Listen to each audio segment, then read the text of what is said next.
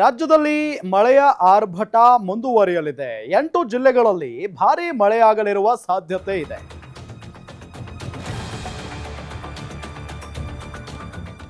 ನೋಡಿ, ರಾಜ್ಯದಲ್ಲಿ ಮಳೆರಾಯನ ಆರ್ಭಟ ಇದೇ ರೀತಿಯಾಗಿ ಮುಂದುವರಿಯುತ್ತೆ ಅನ್ನೋ ಮಾಹಿತಿ ಇದೆ. 8 ಜಿಲ್ಲೆಗಳಲ್ಲಿ ಭಾರೀ ಮಳೆಯಾಗುವ ಸಾಧ್ಯತೆ ಇದೆಯಂತೆ.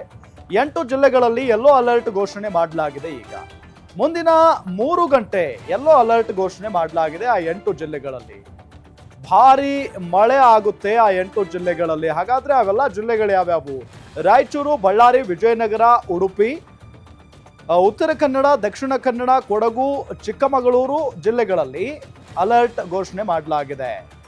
ಅಂದ್ರೆ ರಾಜ್ಯದಲ್ಲಿ ಕಂಟಿನ್ಯೂಸ್ ಆಗಿ ಮಳೆರಾಯ ತನ್ನ ಆರ್ಭಟವನ್ನ ತೋರಿಸ್ತಾನೆ ಇರ್ತಾನೆ. ಹಾಗಾಗಿನೇ ಈ 8 ಜಿಲ್ಲೆಗಳ ಜನ ಬಹಳ ಹುಷಾರಾಗಿರ್ಬೇಕು. ರಣಭೀಕರವಾದಂಥ ಮಳೆ ಸುರಿಯುವಂಥ ಸಾಧ್ಯತೆ ಇದೆ ಅನ್ನೋ ನಿಟ್ಟಿನಲ್ಲಿ ಈಗ ಹವಾಮಾನ ಇಲಾಖೆ ಎಚ್ಚರಿಕೆಯನ್ನ ಕೊಟ್ಟಿದೆ ಅನ್ನೋದು ಗೊತ್ತಾಗ್ತಾ ಇದೆ. ಒಂದು ಬಹಳ ಪ್ರಮುಖವಾಗಿ ಚಿಕ್ಕಮಗಳೂರು, ಈಗಾಗಲೇ ನಿರಂತರವಾಗಿ ಚಿಕ್ಕಮಗಳೂರಿನಲ್ಲಿ ಮಳೆ ಅಬ್ಬರಿಸ್ತಾನೆ ಇದೆ.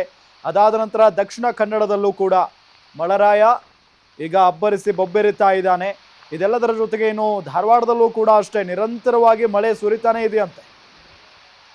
ಧಾರವಾಡದಲ್ಲಿ ಬಹಳಷ್ಟು ಮಳೆ ಆಗ್ತಾ ಇದೆಯಂತೆ. ಹಾಗಾಗಿನೇ ಆ ಭಾಗದ ಜನ ಬಹಳಷ್ಟು ಎಚ್ಚರಿಕೆಯಿಂದ ಇರಬೇಕು ಅನ್ನೋ ನಿಟ್ಟಿನಲ್ಲಿ ಸೂಚನೆಯನ್ನ ನೀಡಲಾಗಿದೆ.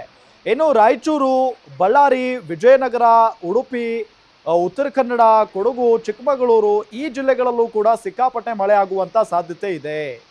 ಅದರಲ್ಲೂ ಈ 3 ಗಂಟೆಗಳ ಕಾಲ ಬಹಳಷ್ಟು ಮಳೆ ಸುರಿಯುವಂತ ಸಾಧ್ಯತೆ ಇದೆ. ಹೀಗಾಗಿನೇ ಅದರಲ್ಲೂ ಬಿರುಗಾಳಿ ಸಹಿತ ಭಾರಿ ಮಳೆ ಆಗುತ್ತೆ ಅನ್ನೋ ಮುನ್ಸೂಚನೆಯನ್ನ ನೀಡಲಾಗಿದೆ. ಹಾಗಾಗಿನೇ ಬಹಳ ಅಲರ್ಟ್ ಆಗಿರಿ ಅಂತ ಹೇಳಿ ಆ ಭಾಗದ ಆ 8 ಜಿಲ್ಲೆಗಳ ಜನರಿಗೆ ಹವಾಮಾನ ಇಲಾಖೆ ಸೂಚನೆಯನ್ನ ಕೊಟ್ಟಿರೋದು.